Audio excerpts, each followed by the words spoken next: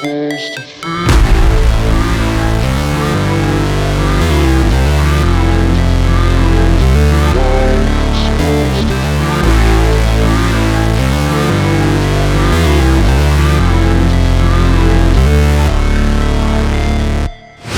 Never break, always fight, never quit, do it right, play the game, win it life, have no shame, there's no time, feel the pain, live the grind, I could change, in my mind, pick a lane, commit and climb, the only way to win it life. I never miss, that's fact, taking big swings, bitch, hand me the bat, put me in the ring, you'll go out in a bag, cause I sing what I mean and I bring it to the mad light. Ain't got time to kill, I got time to feel, I took the red pill, I know life's short so I wanna live real, but how's it supposed to feel?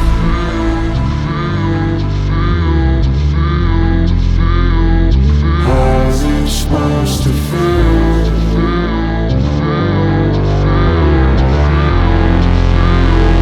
How's it supposed to feel?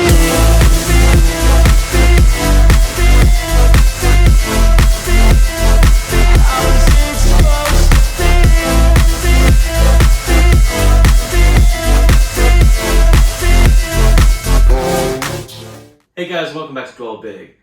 In 2022, home networks have possibly become even more confusing. They were already a little confusing to start with, and now there are just so many options out there, especially with the upcoming popularity of the mesh networks. And in this house in particular, I definitely have some struggles with Wi-Fi coverage, with the network overall. I'm currently running an Asus Nighthawk. I believe it's the R8000, and it's going to end up being a piece in this system overall, but it's a great router, but it is just not good enough to cover all the different zones and the different square footage and the different floors of this house when trying to use it just as a central access point. So did a lot of research, went through some of the pros and cons to the new mesh networks. And if you're not familiar, they're basically a little base station. They're generally pretty stylish because they kind of have to sit out and have, power. They've got to be plugged into a 120 outlet. But there's generally like a base unit that broadcasts a Wi-Fi network. And then generally these kits come with two access points that wirelessly connect to that base unit. And the three can kind of create a bit of what they're calling a mesh network throughout the house, and basically give you three kind of different access points that you can utilize. So the reason that didn't work here is I wanted a little bit better coverage than that would provide. And I also wanted the ability to hardwire a variety of devices that I can hardwire in. So what you see before you, and what I have kind of personally chosen to do, right or wrong, but we're going full bore into this one way or the other, is a little bit more of an old school network. A little bit more of an old school home network, that is. The only thing slightly new or modern with this is the usage of PoE, power over Ethernet. These 5 access points you see in front of you here, all of the equipment is from Netgear, from the business class of Netgear, and these are Wi-Fi 6 routers, which I didn't necessarily need or care about, but these are power over Ethernet. So what that really means is you do not have to have these routers plugged into 120 AC. So if you can get the Ethernet cable routed to them, then they'll have their own power supplied via the Ethernet connection. So one cord for each one of these.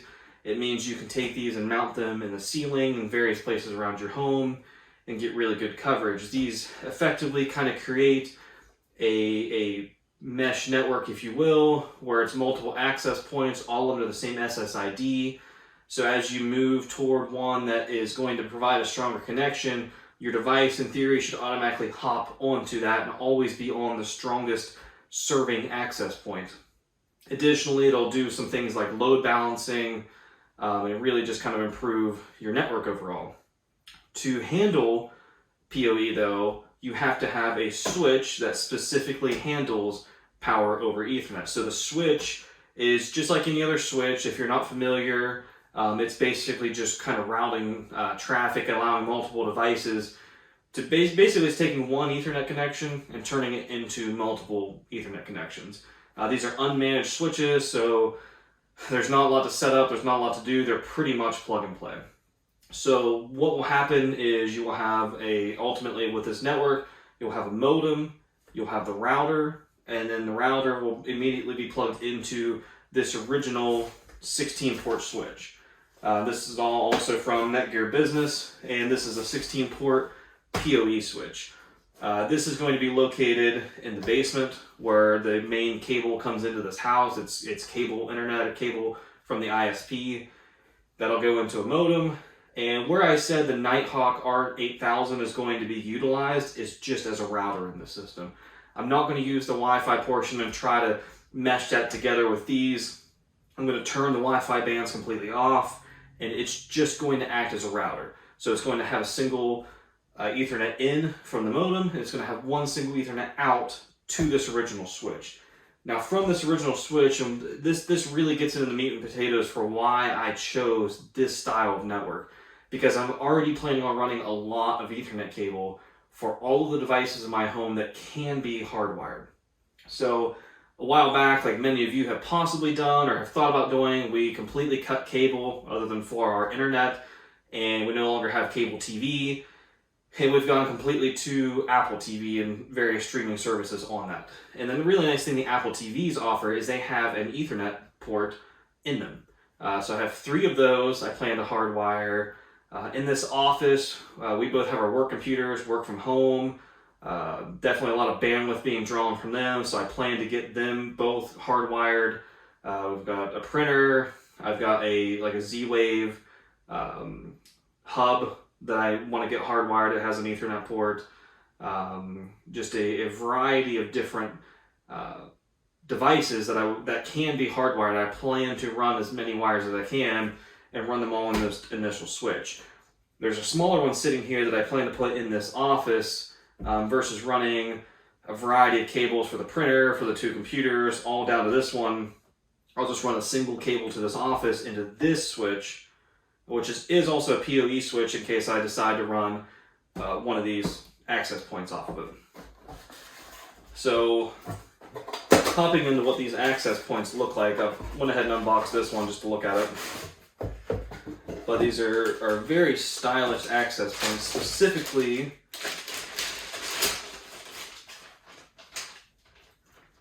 so these are Wi-Fi 6 AX1800, and the model number on these is the WAX214. I'll have all this information down in the description. But they do not come with it the way I purchased this, but these have a option if you can't for some reason get PoE, power over Ethernet, RAM to it, they do have an option to buy a power converter and to be able to plug this into 120 like you would almost a regular router. But otherwise, all you do, run the Ethernet into this. There's a variety of different mounting brackets and ways to mount this, and it's a pretty sleek, stylish unit, and that'll basically just mount right up to your ceiling in a variety of places. What makes this house particularly difficult is there are effectively 3 levels of living space. There's a finished basement, there is the first floor, and there's a second floor. This isn't really a traditional 2-story house though, in that the master is on the first floor and not with the remaining bedrooms on the second floor. So, and the master is on one end of the house. I also have like a attached garage I would like to cover, as there are some ring devices and things like that on that garage. And right now I've got like an extender and different SSIDs going on, and everything is really just a mess, and I've let it go for far too long now. So I've broken down and spent what looks like a lot of money here, but quite frankly, everything you see, including 1,000 foot of this Cat 6 cable, which we'll get into some of that here in a minute, the tools for that, which I've ran and dealt with Ethernet before, but I just never had the tools, so I bought a tool set for it. Connectors, the 5 access points, and again, these are Wi-Fi 6 PoE access points, all for Netgear Business. The 2 different PoE switches. Again, I'm using a router that I already have. So everything you see in front of you here ran up to about $1,000, maybe just a hair over. and that is not going to be too bad. And I have a feeling that if you wanted to replicate something similar, most of you probably have a really good router that you could use. It might not be on the latest Wi-Fi standards, but you can do exactly what I'm doing and just turn the Wi-Fi off on it and just use it as the router piece of this equation. So without further ado, I want to get into a little bit of the wiring. Now this is what makes this a less appealing option for a lot of people. It's going to work out well for me. As I said, it's going to work out better than the mesh systems. But for a lot of people, and especially if you don't have some of the extremes and the different areas you're trying to reach, the mesh is going to be perfectly sufficient. Especially if you don't care to have things hardwired, it's going to be more than sufficient. So do your research. Maybe even get one tried if you've got like a return policy or something on it. This gets pretty complex. It's not that the wiring or the terminating of the ends is difficult, but just fishing and running this wire throughout various places in your house to end up with a product that looks good. I don't want wires just running off the wall or even the hiding tracks or anything. I'm going to do this right. I'm going to fish it. So I've got to fish from the basement to the first floor, clear over to the garage, which is the exact opposite end of the house where the cable comes in. I got to fish clear up to the second story, but my plan and why I got 5 is one is going in the garage, one is going in the basement, which it's kind of an open concept basement, so one centrally located should cover the basement. I think I'm going to put 2 on this first floor, and then I'm going to put 1 centrally located upstairs on the second floor. So that should total up to 5, and that should give us, it's possibly excessive, but if you've dealt with what I've dealt with here with Wi-Fi connection, you would understand that at the end of the day, I'd rather do extra work and have it be excessive than do the work and it still not quite be good enough. So we're going to do this right, hopefully, and I really have faith that all of this equipment should do exactly what I'm wanting it to do. We should have no more dead spots, and we should just have rock solid reliability all the way around. So I'm not going to run you guys through all the ins and outs of the wiring, the Ethernet cable, terminating it. There's thousands of videos out there on how to terminate Ethernet wire, what you need to know about it, what kind of cable to get, what kind of tools, what kind of ends, how to fish it, how to route it. I'm not going to do all that. I'll show you some snippets of what I did, maybe give you an idea of how difficult it is, how you're going to be in some attic spaces, and it's going to be a good bit of a process. I've got 1,000 foot of cable with some of the runs I'm wanting to do and some of the devices I'm wanting to hardwire. I'm not sure that's going to be enough, but we'll run out and get more if we need to. Otherwise I'm going to show you bits and pieces of the installation, and then when everything's finally hardwired and ready to go, I'll show you a little bit of setting everything up. All of this is supposed to be very simple, pretty basic settings on this. You do not have to be some kind of network technician or engineer to be able to set these up, get them kind of communicating with each other, get the whole network kind of meshing together, where you actually have legitimate business style access points that are going to give you full coverage for your house. And I'll certainly let you know of any problems I run into. And if you have any questions, feel free to ask down in the comments below. Thanks. All right, so it's definitely been a little bit of time since I filmed that intro. I didn't get to film as much of the process of pulling and running the cable and installing some of the components as I had hoped to, but there are countless videos out there on how to terminate Ethernet cable, how to pull and fish wire. A lot of people have covered that way better than I would even be able to. So I'm not going to waste time, and I said from the get-go I wasn't going to waste time on showcasing that, but what I did want to show is how this ended up with the components. I started off by showing you all in the box and kind of show you how the setup of this network looks. I think it's very simple. I think it's something you could certainly replicate in your own home with relative ease. The hardest part's just pulling the wire. But understanding how these components work is actually pretty simple. The little white box down here is just simply our modem. It's a no frills modem. It's just a surfboard, Aris brand. The cable comes in to it. We don't have fiber here. We have cable. It has just an output of an Ethernet cable. I made a couple custom patch cables out of Cat 6 for this. So it hops right over here to the router. This is what used to be our main router and access point. It's a Nighthawk R8000. As I kind of mentioned, it remains in this system. You can certainly buy a router individually, but most likely what you're using for a router right now will work. I basically just turned off the Wi-Fi bands. So our access points are now covering all of the Wi-Fi throughout the home. This is just functioning as a router, and it does a fabulous job of that. So that cable comes in from the modem. It then hops from the modem up to kind of the big piece of this operation, which is this 16-port PoE switch from Netgear. And got a single input from the router, and then everything else gets ran into this. Now across the house, almost everything was a direct wire in. So, this wire is a little desktop server. A couple of these are different access points. I need to actually go through and label these well. It'll certainly help me out in the future. But I did use another one of these switches. It's a smaller, the exact same type PoE, just an 8-port Netgear. And I put it up in the office. So instead of running a bunch of individual wires to the office, I just simply ran one and put an 8-port switch up there. Off that switch is my workstation, my wife's workstation, the printer, a Zigbee Z-Wave hub, and a couple other devices ran off of that. So otherwise, everything else is pretty much a straight shot run. Then just do a little bit of cleanup, cable management.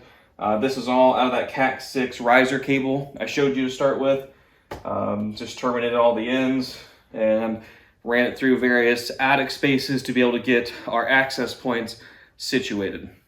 The access points and the whole network turned out absolutely phenomenal. Couldn't ask for more with all of it. The only complaint that I have is getting the cheaper, not that they were particularly cheap still, but the cheaper access points from Netgear Business. They were the WAX214s, 214s. And the only problem they have is they are all standalone devices. There is no central management software or application for those. So the setup on each one is just an individual setup. And once they're all set up, so I have 5 strategically located around the house, and they set up perfectly fine. They handle roaming great. As you roam around the house, your device will automatically connect to the correct one. They're performing really well. I can't certainly knock their performance at all, but I don't have a lot of visibility. So I can't really see certainly that this particular device, or I can't pull up an app and show like, okay, this access point has 5 devices on it. This one has 3. That's the only shortcoming to the 214s. If you're good with setting them up individually and managing them individually, and they're really designed to be plug and play. They're really kind of business oriented, and they're really just designed to stick them up there, configure, and hopefully you never really have to touch them again. And so far, that's how they are working out really. So otherwise, other than just some problems pulling some wire here and there, no issues I ran into. Speeds we're seeing across the board, both all the wired devices and Wi-Fi devices, are exactly what is coming in from the ASP or from the ISP.